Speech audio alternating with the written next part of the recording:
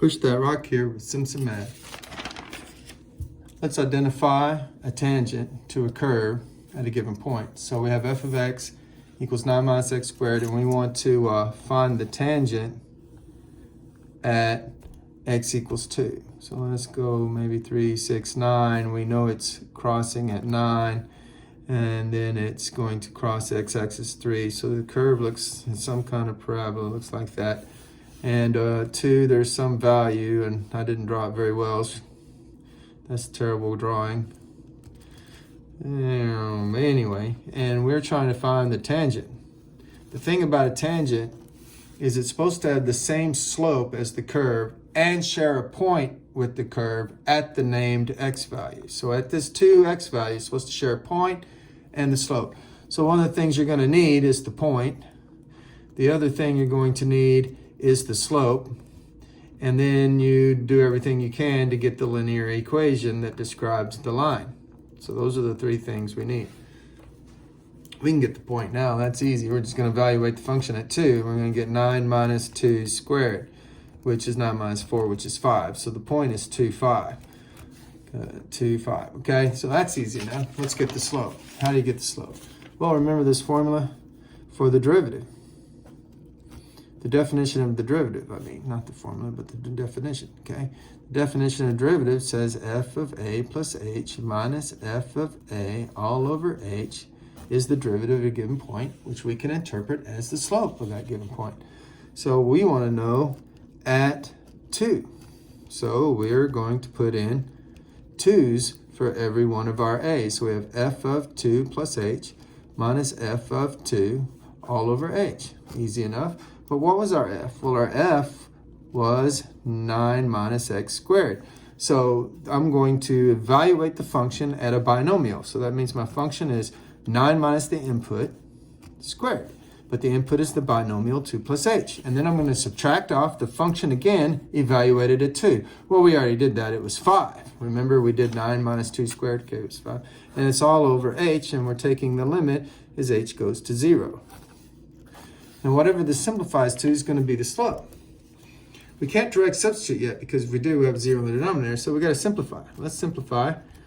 And, you're going to have to multiply 2 plus h by itself because we're squaring. So you get h times h, which is h squared.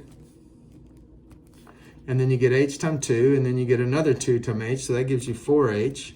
And then you have 2 times 2, which is 4. And then over here we still have the minus. Don't forget this minus 5. And it's all over h. Now when I distribute the negative across there, I have 9 minus h squared minus 4h minus 4 minus 5. And it's all over h. But notice that negative 4 and negative 5 is a negative 9 and cancels with a positive 9. So, do I have enough room left? Better go on another sheet of paper. So what do I have now? I have f prime of 2 is equal to the limit as h goes to 0, and all that's left in my numerator is negative h squared minus 4h. Negative h squared minus 4h, and it's over h. Well, I'm going to, you can factor out a h, or you can walk like an Egyptian, which means decompose the fraction, for those of you that haven't taken my class. And so we have the limit as h goes to 0 of a negative h minus 4. But we're going to 0. The h is going to 0, so you put in the 0. Well, it's gone away, and we're in negative 4. Oh yeah, it did look like it was negative, right? Remember the drawing of ours, it's definitely a negatively sloped line. And it's fairly steep. It could be 4. So we have a realistic slope. So now we know this line goes to the point 2, 5. Remember we got that first? And then we got this slope right here. So there's a lot of ways we could do that. I think it's graphically might be the best. Like we know it's going through the 2, 5. So we'll come over to, well, the only problem with being graph, you do have to be neat. So we're at 2, and 1, 2, 3, 4, 5. Okay, might not have given myself quite enough room. So if the slope is negative 4, then that means I got to go up 4 and over 1. So 1, 2, 3, 4, and over 1. Yeah, I didn't give myself enough room for this method. So I could go up 1, 2, 3, 4, and over 1. And then up 1, 2, 3, 4, and over 1. And so 1, 2, 3, 4. Why did I put the tick mark there? It's 5 is here, okay. But I went up 4, and then I went up another 4, so that means I went up 8. So the y-intercept is 8, and so the equation must be y equals negative 4x plus 8. Now, there's many ways to get the linear equation. I mean, you spent all of 7th grade messing around with that. And another way is to go y equals mx plus b. You know m, it was a negative 4. You know ax value, it was 2. And you know ay value, it was 5. And then you can use that to solve for b. So I get 5 is equal to a negative 8. And I add that over, and I get 8 and 5, which is not 8. This was silly. Look, I went up 8 from 5. What's 5 plus 8?